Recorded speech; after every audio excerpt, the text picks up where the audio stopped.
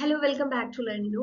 So electronics ഉദ്യോഗാർത്ഥികൾ കാത്തിരുന്ന ഒരു പരീക്ഷയാണ് പബ്ലിക് വർക്ക് ഡിപ്പാർട്ട്മെന്റിലെ ഇലക്ട്രോണിക്സ് വിങ്ങിലുള്ള എഞ്ചിനീയറിംഗ് അസിസ്റ്റന്റ് ഇലക്ട്രോണിക്സ് അല്ലെങ്കിൽ ഓവർസിയർ ഗ്രേഡ് 1 ഇലക്ട്രോണിക്സ്.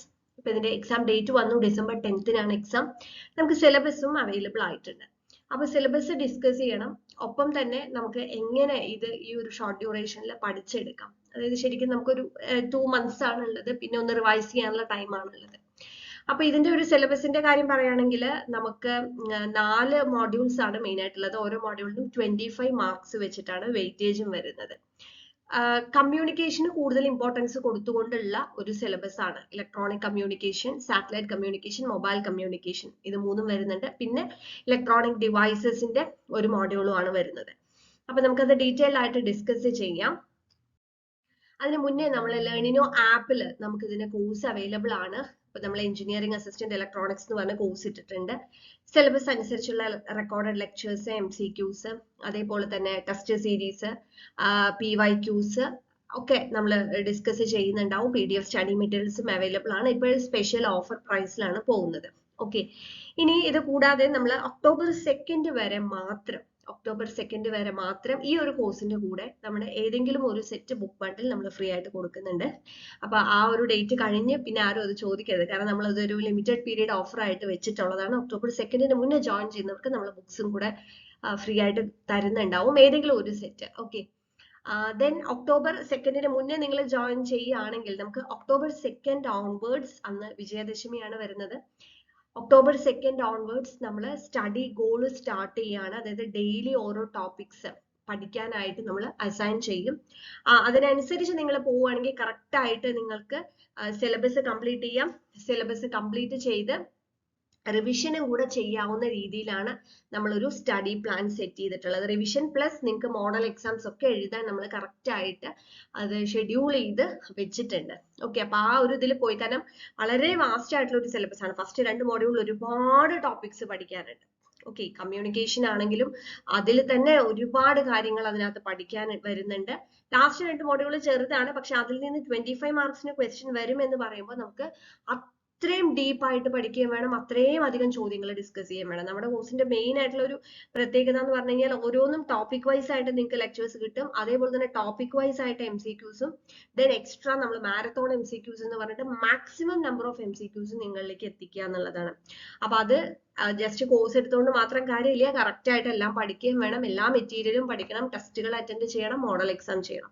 അപ്പൊ ആ കറക്റ്റ് സ്റ്റഡി ഗോളിൽ പോയി കഴിഞ്ഞാൽ നമുക്ക് നന്നായിട്ട് പഠിക്കാം, റിവൈസ് ചെയ്യാം, എക്സാം നന്നായിട്ട് പെർഫോം ചെയ്യാം. ഓക്കെ, സോ നമുക്ക് സിലബസ് നോക്കാം.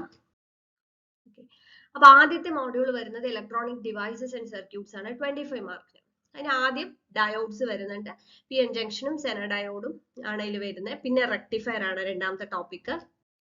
ദെൻ ട്രാൻസിസ്റ്ററിൽ അതിന്റെ ബേസിക്സ് ഉണ്ട്, കോൺഫിഗറേഷൻ കാര്യങ്ങളും, പിന്നെ ആംപ്ലിഫയറും ട്രാൻസിസ്റ്റർ യൂസ് ചെയ്തിട്ടുള്ള ഓസിലേറ്ററും, പിന്നെ transistor as A switch, amplifier കാര്യങ്ങളൊക്കെ വരുന്നത്. പിന്നെ FET, BJT, അതായത് FET, അതേപോലെ തന്നെ FET ഉം BJT തമ്മിലുള്ള കമ്പാരിസൺ, MOSFET, IGBT, UJT, അതായത് പവർ ഇലക്ട്രോണിക് ഡിവൈസസിന്റെ കുറച്ച് ടോപ്പിക്സും കൂടെ ചേർന്നിട്ട് വരുന്നുണ്ട്. നെക്സ്റ്റ് ഓപ്റ്റോ ഇലക്ട്രോണിക് ഡിവൈസസും പിന്നെ വേവ് ഷേപ്പിംഗ് സർക്യൂട്ട്സും, ക്ലിപ്പർ സർക്യൂട്ട്, ക്ലാമ്പർ സർക്യൂട്ട്, അതേപോലെ തന്നെ ട്രാൻസിസ്റ്ററിന്റെ ആണെങ്കിൽ തന്നെ അസ്റ്റേബിൾ, മോണോസ്റ്റേബിൾ, ബൈസ്റ്റേബിൾ ഓപ്പറേഷൻ, അതൊക്കെ വരുന്നു. ഓപ്പാമ്പ് IC മുതൽക്ക് അതിന്റെ എല്ലാം non inverting, inverting, integrator, differentiator കാര്യങ്ങളെല്ലാം പഠിക്കണം. ഷ്മിറ്റ് ട്രിഗർ, 555 ടൈമർ എല്ലാം വരുന്നുണ്ട്. Next D2A converter. Okay, ADC, DAC അതൊക്കെ പഠിക്കണം. അതിലുള്ള എല്ലാ ടൈപ്സും മെത്തേഡും പഠിക്കണം. ഇത്രയാണ് നമുക്ക് ഫസ്റ്റ് മോഡ്യൂളിൽ വരുന്ന 25 മാർക്കിന്. അപ്പൊ ഈ ടോപ്പിക്സ് എന്ന് പറഞ്ഞു കഴിഞ്ഞാൽ പൊതുവെ ഇപ്പോ സാധാരണ ഇലക്ട്രോണിക്സ് റിലേറ്റഡ് ആയിട്ടുള്ള എക്സാംസ് എഴുതുന്നവരെ സംബന്ധിച്ചിടത്തോളം ഇത്രയും ടോപ്പിക്സ് ഒക്കെ ഒരുവിധം എല്ലാ പരീക്ഷയ്ക്കും ഉള്ളതാണ്. പുതിയതായിട്ട് ഇതിനകത്തൊന്നും പഠിക്കാനില്ല. ഓക്കെ, ഇപ്പൊ റീസെന്റ് ആയിട്ട് മറ്റ് പരീക്ഷകൾ എഴുതിയവർക്ക് ഈ ഒരു മോഡ്യൂളിൽ കാര്യമായിട്ട് പഠിക്കാനില്ല, പക്ഷെ അതേപോലെയല്ല അടുത്ത മോഡ്യൂൾ. ഓക്കെ, അടുത്ത മോഡ്യൂളിൽ ഇലക്ട്രോണിക് കമ്മ്യൂണിക്കേഷൻ. അപ്പൊ ഇലക്ട്രോണിക് കമ്മ്യൂണിക്കേഷനിൽ ആദ്യം വരുന്നത് നെറ്റ്വർക്സിനെ കുറിച്ച് പഠിക്കണം. നമ്മൾ ശരിക്കും ഒരു ഇലക്ട്രിക്കൽ സബ്ജക്റ്റ് ആയിട്ട് നമ്മൾ പഠിക്കുന്നതാണ്, സർക്യൂട്ട്സ് ആൻഡ് നെറ്റ്വർക്സ് എന്ന് പറഞ്ഞ് പഠിക്കുന്ന നെറ്റ്വർക്ക്. ദെൻ അറ്റൻവേറ്റേഴ്സ്, അതിൽ ട്രാൻസ്മിഷൻ ലൈനും ഫിൽറ്ററും വേവ് ഗൈഡും ഒക്കെ വരുന്നുണ്ട്. അടുത്തത് antenna and propagation, types of antenna and working. Then മോഡുലേഷനിലാണ് നമ്മൾ AM വരുന്നത്. AM മാത്രമാണ് അതിൽ പറയുന്നത്. പിന്നെ അതായത് FM അതിൽ സ്പെസിഫൈ ചെയ്തിട്ടില്ല, ആ ഒരു പാർട്ടിൽ സ്പെസിഫൈ ചെയ്തിട്ടില്ല. അത് സെപ്പറേറ്റ് ആയിട്ടാണ് വരുന്നത്. FM ഫ്രീക്വൻസി മോഡുലേഷൻ വരുന്നുണ്ട്. അതിൽ തന്നെ FM transmitter, receiver, phase modulation. അപ്പോൾ AM-ഉം FM-ഉം PM-ഉം. അപ്പോൾ ആ ഒരു പാർട്ട് കഴിഞ്ഞു. ദെൻ പൾസ് മോഡുലേഷനിൽ PAM, PWM, PPM, പിന്നെ PCM ഒക്കെ വരുന്നുണ്ട്. Next microphone, loud speaker, audio recording and reproduction, ഇത്രയും ടോപ്പിക്സ് വരുന്നു. ദെൻ ടെലിവിഷൻ, നമ്മൾ മോണോക്രോം TV, അതേപോലെ തന്നെ കളർ TV. മുമ്പ് ഡെമോൺസ്ട്രേറ്ററിന്റെ എക്സാമിനാണ് TV ഒക്കെ നമുക്ക് മെയിൻ ആയിട്ട് പഠിക്കാൻ വന്നിട്ടുണ്ടായിരുന്നു. പിന്നെ അതിനുശേഷം വന്നിട്ടുള്ള ചില എക്സാംസിലൊക്കെ കണ്ടിട്ടുണ്ട്. അപ്പോൾ അത് കുറച്ചും കൂടെ ഡീറ്റെയിൽ ആയിട്ട് പഠിക്കാനുണ്ട്. പിന്നെ ഒരു topic radar, then telephone system. Okay, അപ്പൊ ഇത്രയും ടോപ്പിക്സ് ആണ് വരുന്നത്.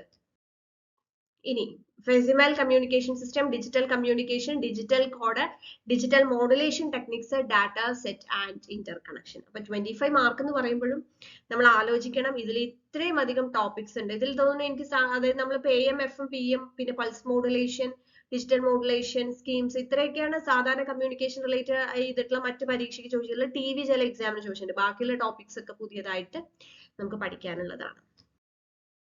ദെൻ ഒപ്റ്റിക്കൽ കമ്മ്യൂണിക്കേഷനും വരുന്നുണ്ട്. ഒപ്റ്റിക്കൽ കമ്മ്യൂണിക്കേഷൻ നമ്മൾ മറ്റുള്ള പരീക്ഷകൾക്കൊക്കെ കണ്ടിട്ടുള്ളതാണ് ടോപ്പിക്സ്. പിന്നെ LED, ലേസർ, പിൻ ഡയോഡ്, APD, ഇതൊക്കെ തന്നെ മുന്നും പഠിച്ചിട്ടുള്ളതാണ്. അപ്പോൾ നമ്മൾ നോക്കുമ്പോൾ അതായത് സെക്കൻഡ് മോഡ്യൂളിൽ ഒരു 50% താഴെ ആയിരിക്കും നമ്മൾ മറ്റുള്ള എക്സാംസിന് പഠിച്ചിട്ടുള്ളത്. അതിൽ കൂടുതൽ പുതിയതായിട്ട് തന്നെ പഠിക്കാനുള്ളതാണ്. അപ്പൊ കുറച്ച് കൂടുതൽ ടൈം സ്പെൻഡ് ചെയ്തുകൊണ്ട് തന്നെ നമുക്ക് ഈ ഒരു മോഡ്യൂൾ പഠിക്കേണ്ടി വരും. നെക്സ്റ്റ് മോഡ്യൂൾ സാറ്റലൈറ്റ് കമ്മ്യൂണിക്കേഷനിലാണ്. ഇതിൽ ഇത്രയും ടോപ്പിക്സ് വരുന്നത്. അതിൽ കെപ്ലേഴ്സ് ലോ വരുന്നുണ്ട്, ഓർബിറ്റ്സ്, ലിയോ, മിയോ, അതേപോലെ തന്നെ parabolic reflector antenna, Cassegrain antenna, space segment, head segment, അതേപോലെ തന്നെ ഹോം TV സിസ്റ്റം, അതിന്റെ ബ്ലോക്ക് ഡയഗ്രാം കാര്യങ്ങളൊക്കെ, സാറ്റലൈറ്റ് സർവീസസിനെ കുറിച്ചൊക്കെ പഠിക്കണം. 25 മാർക്സ്. ആൻഡ് മൊബൈൽ കമ്മ്യൂണിക്കേഷൻ ആണ് അടുത്ത് വരുന്നത്. മൊബൈൽ കമ്മ്യൂണിക്കേഷനിൽ ഫസ്റ്റ് സെല്ലുലാർ ടെലിഫോൺ, അതിന്റെ എവല്യൂഷൻ, ഫണ്ടമെന്റൽ കോൺസെപ്റ്റ്സ്, പിന്നെ വയർലെസ് കമ്മ്യൂണിക്കേഷന്റെ കുറച്ച് ബേസിക്സ് വരുന്നുണ്ട്. പിന്നെ അതേപോലെ മൾട്ടിപ്ലക്സിംഗ് അല്ലെങ്കിൽ മൾട്ടിപ്പിൾ ആക്സസ് ടെക്നിക്സ് വരുന്നുണ്ട്. ഡിജിറ്റൽ സെല്ലുലാർ സിസ്റ്റം വരുന്നുണ്ട്. ഇത്രയാണ് മൊബൈൽ കമ്മ്യൂണിക്കേഷൻ എന്ന് പറയുന്ന 4th മോഡ്യൂളിൽ വരുന്നത്. അപ്പൊ ഇത്രയാണ് നമ്മുടെ സിലബസ് ഉള്ളത്. അപ്പൊ ഈ സിലബസ് വെച്ചിട്ട് തന്നെ നമ്മൾ സിലബസ് ഓറിയന്റഡ് ആയിട്ട് തന്നെയാണ് നമ്മുടെ കോഴ്സ് വരുന്നത്. അപ്പൊ അധികം വൈകാതെ കോഴ്സിൽ ജോയിൻ ചെയ്യാം. കോഴ്സിൽ ജോയിൻ ചെയ്ത് നമുക്ക് കൃത്യമായിട്ട് പഠിച്ചു തുടങ്ങാം. Okay, thank you.